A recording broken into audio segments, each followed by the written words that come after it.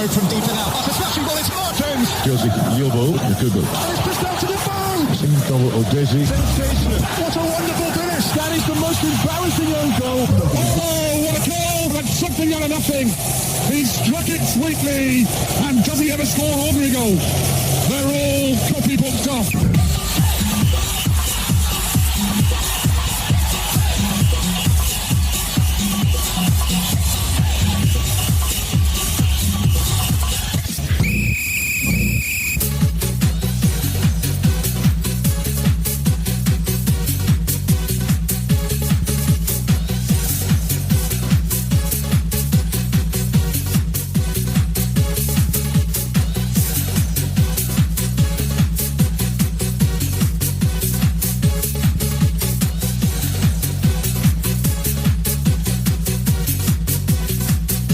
It's the weekend we've been talking about. Actions everywhere. Left, right, and center. And there's no other place to be, of course, when it comes to weekend actions, especially in the world of sport. Down on Complete Sport on Melody 100.7 FM.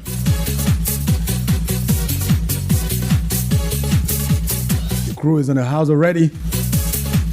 Sport Bam Bam is here. Let him know you are here already, Bam Bam. Bam Bam. Good afternoon, Daniel. Daniel will say Sport Bam Bam. Sport Bam Bam. The Bam Bam. The Bam Bam. The Bam Bam. The Bam Bam. Yeah, good afternoon, Daniel. Good afternoon to all our listeners out there. This is Complete Sports and Melody 100.7 FM. This is where we dish out, everything when it comes to the world of sport, not just football, we dish out everything. The crew show is about 45 minutes, but Complete Sport is 2 hours. And there are a lot of things to talk about, the provisional list, a lot of things. Match is ongoing in the English Premier League. Tough matches going around there. All right, I'm so happy to be on the program today. It's nice to be here. You heard the voice of the man there. I'm so happy to be here. Yeah, this is your voice. We start from, of course, non-football, and of course, some of the stories that actually are local stories before we go into the center stage.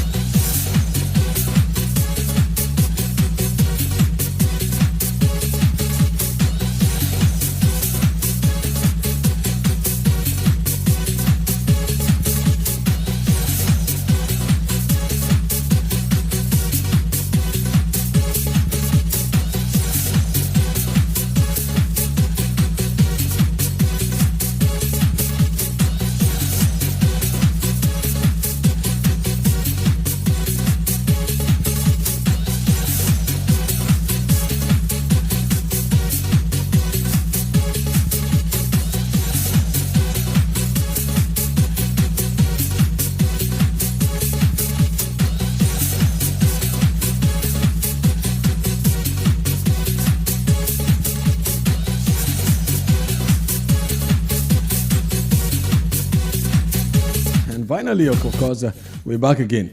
It's becoming gradually like a trend right now. It's becoming like a trend now. The first one we saw was FIFA. We have a former Nigerian quarter-miller, that was Emmanuel Bamidele, has finally switched allegiance now to United Arab Emirates. Bamidele, from what we have, boasts of a lifetime best of 44.24 on track here, and is the number 2 fastest in 400 meter in Nigeria history. Yeah. He's now eligible to represent United Arab Emirates with immediate effect.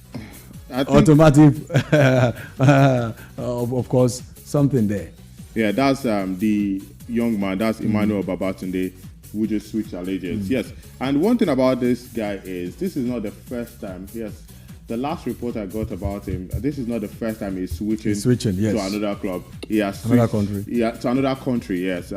I think this is about his second country. He has switched from Nigeria to one particular country. He didn't work again. Then now he's switching to another country right there. I think it's a recent trend right now. We saw Favour Ophelia, although some parties are still saying that she's still part of Nigeria. And I will continue to emphasize, these guys, they didn't start their life right here in Nigeria. They didn't start all their grassroots training right here in Nigeria. See, let me tell you, if you are born and bred in Nigeria, all your life you've been doing this sport right here in Nigeria, you don't have anybody to represent again.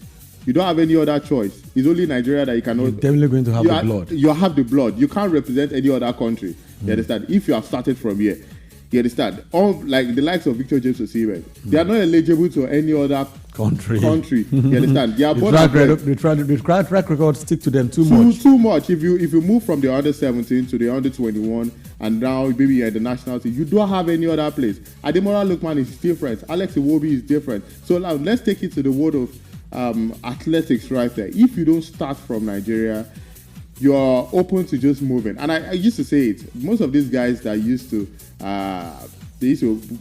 showcase the green, white, green of Nigeria and come out and say that, oh, from England, she did this during the under 17, and right now she's now representing Nigeria. I feel like this space is limited for them. They don't have options. You understand? That's why they had to come to Nigeria. I feel like if all of these things has to stop, we have to encourage grassroots. You understand? Yesterday, the sports marshal and finance, and there was one grade up. I knew top guys that could run, but afterwards, now all of them, they are big, no more training, nothing else, because they didn't see the future in it. So I feel like grassroots, actually, we need to work on it. And this young man, yes, he did grow up in Nigeria, just one of it. So I'm not surprised that it's happening. Favour Ophilie, I'm not surprised, although these are pretty young talents, and I feel like whether we like it or not, even though they didn't grow up in Nigeria, they still have the green, white, green blood, because their name is still registered in ours. Losing them right now, when we don't even have anybody at the top, I think it's a town all different for Bala Blue. And look at the last Olympics, we didn't get any medals. I think it was the Paralympics that we actually got medals. So if we are losing great talents like this, when are we going to get it right? But do you think it's about us now, especially this Bamidele's case now? This is the second time he is switching allegiance.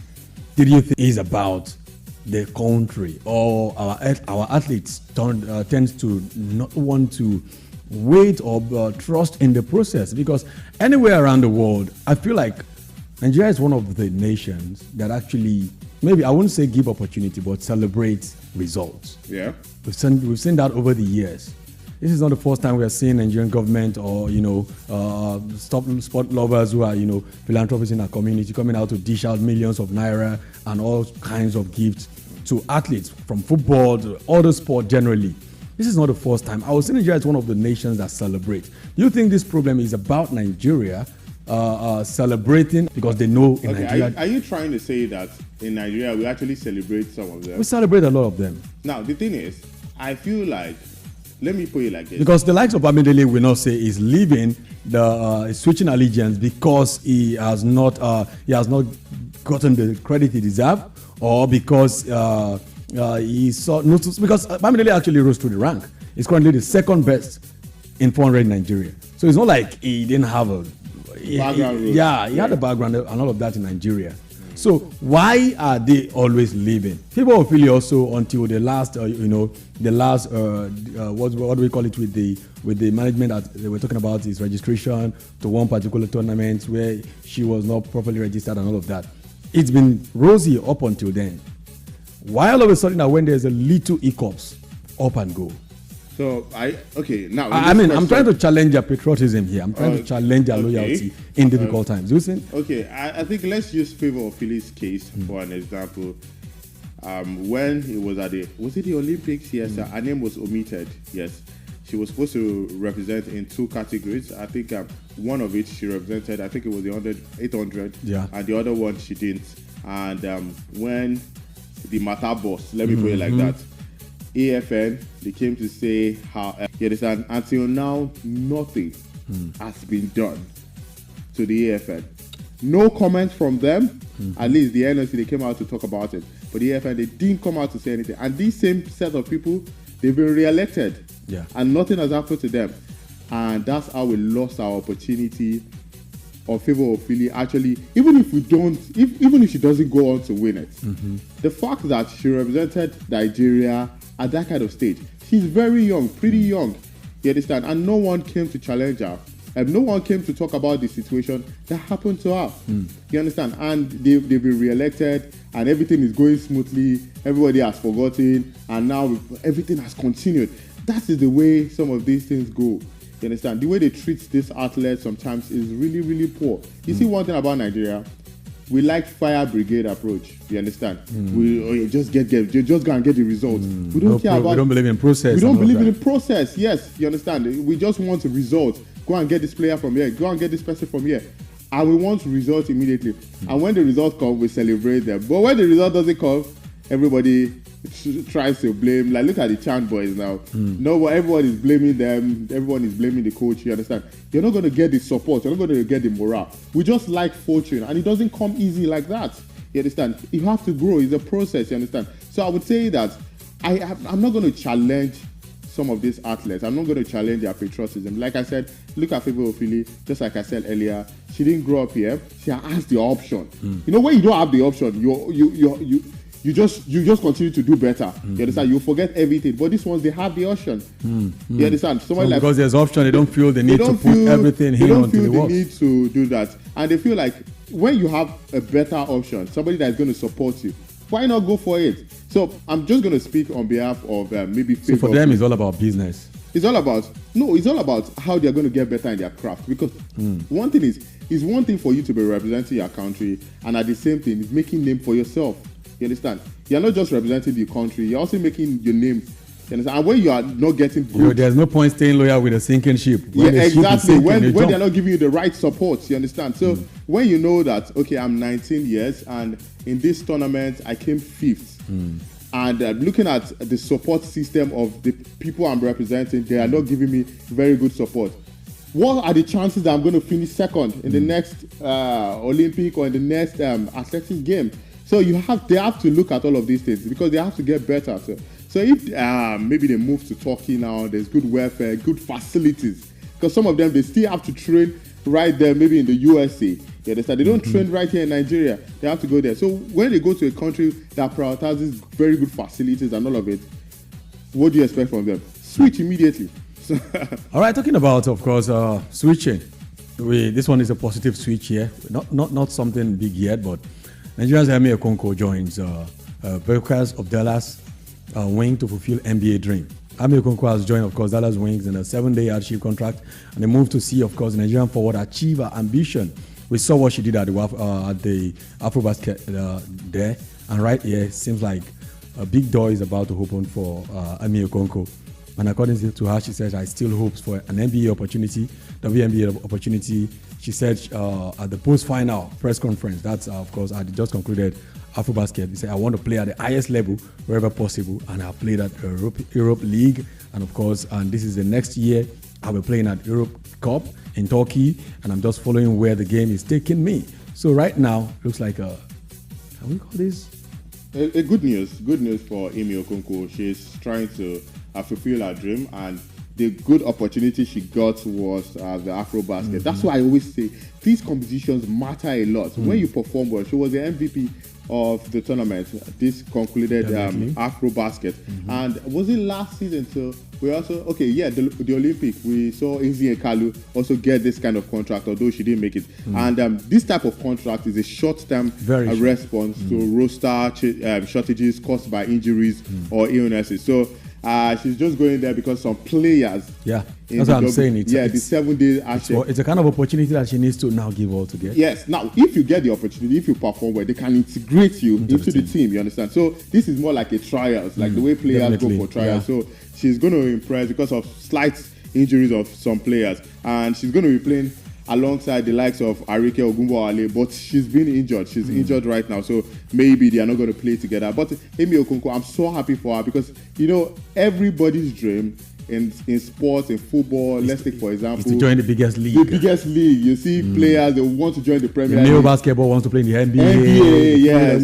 And the female want to, exactly. So right now, she has the opportunity to actually showcase herself and perform at the top level, because there have been comparison. I saw somebody say this girl, that's Emi Okonkwo and Angel Reese, that she's probably better than Angel. I was like, let them calm down. But most likely, don't push it so hard. Let's just see what she's going to do with this 7 days hardship contract. Right there. Big ups to Emi Okonkwo. She continues to do better, and she's maybe not young, but compared to other players that played for Nigeria in the AfroBasket, I think she's pretty young. She's 28. She's still very clear house. She's still very clear. Yeah, she's 28, and every other person, they are within the range of 30, Ezekali 33. So amongst that squad, she's still pretty young, and I hope that she takes advantage of it. Probably afterwards they integrate her to the team. All right. I mean, that's some good news right there. Of course, we all have to pray because if there's anything at all, we want to have someone like her playing at the apex. Because when we talk about women basketball, I mean, the WNBA is the apex of it. Yeah. Is the apex of it. So let's keep praying. Let's keep praying because one way or the other is going to actually open doors to so many Nigerians. Because if she does well, if she goes on there and she do very well, they will start looking around like, oh, are there more like of you in where you came from? Yeah, and even Africa at large. Africa at large. Yeah. A breather. We'll be back.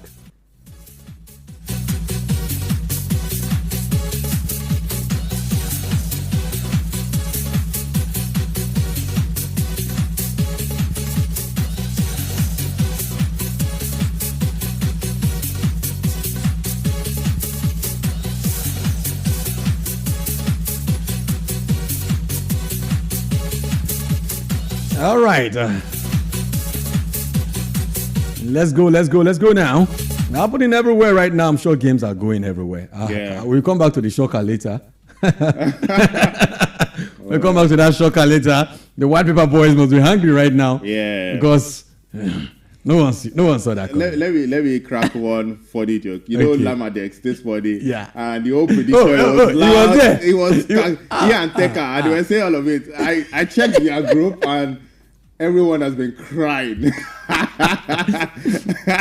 I'm not the one saying that. You know the guy. Seriously speaking, that's a lot. No one saw that coming. That's why we love the game. Yeah. And that's why we say, do it responsibly. Yeah, definitely. Do it responsibly. Definitely. Don't use your house rent. Don't use your last dime. Use your spare something. Well, it has happened. Of course, we'll come back to that later. Let's start from, of course, the grassroots here. It's been on since yesterday. We saw yesterday the champions, Remo Stars. Yeah. I won't say they were rusty, but it is what it is. They could not get a win yesterday. Yeah. And it was... And reacting to that after the game, the manager didn't take it very well. He wasn't happy. For a manager who has actually not been around for the preseason, you came on 2 days before the main season, and then you took the guys on, and then you had a draw. Do you think he's had a valid reason to be saying he's not happy for what? Yeah, definitely. When you lose a game, you're Bobola, because if you take your job seriously, in my opinion, I feel like you had to go to a tournament, a major tournament. Yeah. You left your team, and you go. That's your primary assignment. I'm just saying. Does he actually have the ground to actually come out and tell the players that? He didn't just leave the team. Most of the teams actually followed him. Another way of looking at it. Most of the team followed him. Most of the guys actually went along with Daniel Ogumodede to the Chan tournament because about 9 players of Remo Stars were in that squad. In fact, about 7 of them started. And yes, yesterday we saw a game, Rivers United against Remo Stars. Was very, very intense. First game of the season. But for me, maybe I expected so much from the team. Now, I can spare Remo Stars players, some of them, although they were infused to the team immediately because most of them just left the Chan tournament and immediately they were infused to the starting 11. And I understand why immediately they were brought into the starting 11. There was the Valley Jet Cup and all of it. The guys that represented for Remo Stars, for me, they did not perform at top level. You understand? That's why maybe he didn't want to try anything. Maybe he just wanted to continue with the momentum, use some of the guys